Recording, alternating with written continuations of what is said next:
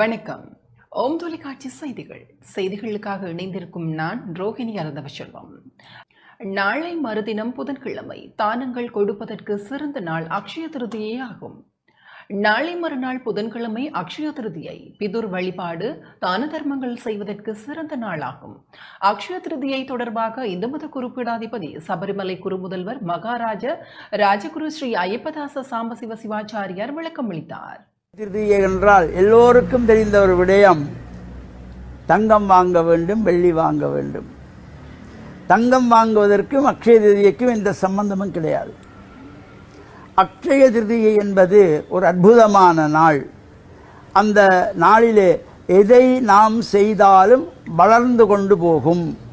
அடுத்து இந்த அக்ஷய திருதியிலே தானம் கொடுக்க வேண்டும். நாம் எதையும் வாங்கி வைக்க வேண்டும், வாங்கி பூட்டி வைக்க வேண்டும், தங்கத்தை வாங்கி பூட்டி வைக்க வேண்டும் என்று எங்கேயும் சொல்லலை. நீ தங்கம் வாங்க முடிந்தவர்கள் வாங்கி தானம் கொடுக்க வேண்டும். தானத்துக்கு சிறந்த நாள் தான் இந்த அக்ஷய திருதியை. எனவே இந்த அக்ஷயம் என்றால் வளர்ந்து கொண்டே இருக்கு. நம்முடைய தமிழ் வருடங்களிலே பிரபவ என்று ஆரம்பித்து அக்ஷய என்று நிறைவு பெறும். மீண்டும் அந்த அக்ஷயத்திலே இருந்து மறுபடி பிரபவ என்று ஆரம்பித்து இந்த வருடங்கள் தொடர்ந்து கொண்டு செல்லும். எனவே இந்த அக்ஷயம் என்பது தொடர்ந்து வளரக்கூடியது. நாங்கள் தானங்கள் கொடுக்க வேண்டியது, பிதுகளை வேண்டி பிரார்த்தனைகள் செய்ய வேண்டியது.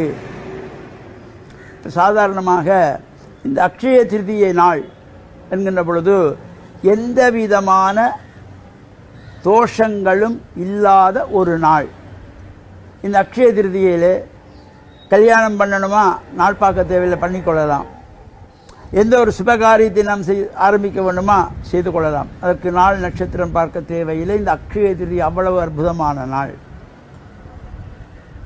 படத்தில் தொழில் புரிகின்ற பிரம்மதேவன் கிருதயுகம், திரேதாயுகம், துவாபரயுகம், கலியுகம் என்கின்ற 4 யுகங்களிலே இந்த கிருதயுகத்தை படைத்தது இந்த அக்ஷய திருதியிலே. இந்த அக்ஷய திருதிய நாள் அற்புதமான நாள்.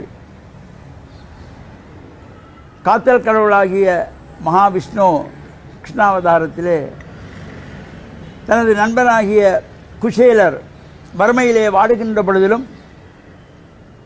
கண்ணனை பார்க்க வேண்டும் என்று கிருஷ்ணனை பார்க்க குசேலர் செல்லுகின்ற பொழுது தன்னிடத்திலே எதுவும் இல்லாத பொழுதிலும் ஒரு சிறிதளவு அவலை எடுத்து தன்னுடைய உடுத்திருந்த ஆடையிலே ஒரு பொட்டலமாக கட்டி கொண்டு போய் கண்ணனிடத்திலே கொடுக்கிறார்.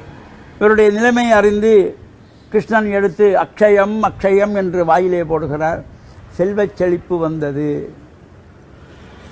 ஒரு மூதாட்டியானவள் ஒரு ஏழை குழந்தை, ஒரு பிராமண குழந்தை பவதி பிச்சாந்தேவி என்று வருகிறதே என்கின்ற பொழுது வீட்டிலே எதுவும் இல்லை, வந்திருக்கின்ற பிச்சை கேட்டு வந்தவனுக்கு இல்லை என்று சொல்லக்கூடாது என்று தனக்கு பகல் ஒரே ஒரு நெல்லிக்கனி வைத்திருந்தாள் தன்னுடைய உணவுக்காக.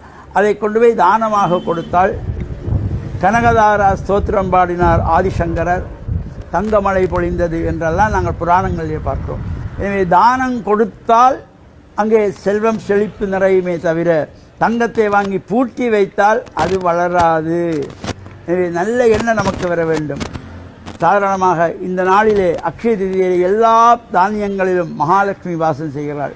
உப்பிலே எல்லோருக்கும் முடிந்தது ஒரு 10 கிலோ உப்பை வாங்கி நாங்கள் ஒரு 10 பொட்டலம் கட்டி 10 பேருக்கு தானமாக கொடுக்கலாம். தயிர் தானமாக கொடுக்கலாம், மோர் தானமாக கொடுக்கலாம், தயிர் சாதம் தானமாக கொடுக்கலாம். தானம் கொடுப்பதற்கு சிறந்த நாள் தான் இந்த அக்ஷய திருதியை நாள். எனவே அக்ஷய திருதியை நாளில் நாமும் உப்பு, மல்லிகை, பச்சை அரிசி இதை வாங்கி தானம் கொடுத்து இறையருளை பெற்று மண்ணில் நல்ல வண்ணம் வாழ ஓம் தொலைக்காட்சி நேயர்கள் அனைவருக்கும் சர்வதேச இந்து மத குருபடத்தின் சார்பில் நல்ல ஆசிகளை கூறிக்கொள்வதில் மனமகிழ்வு கொள்கிறோம். வணக்கம். இத்துடன் ஓம் தொலைக்காட்சியின் செய்திகள் நிறைவு பெறுகின்றன. தொடர்ந்து நமது ஓம் தொலைக்காட்சி நிகழ்ச்சிகளின் வாயிலாக இணைந்து கொள்ளுங்கள். வணக்கம்.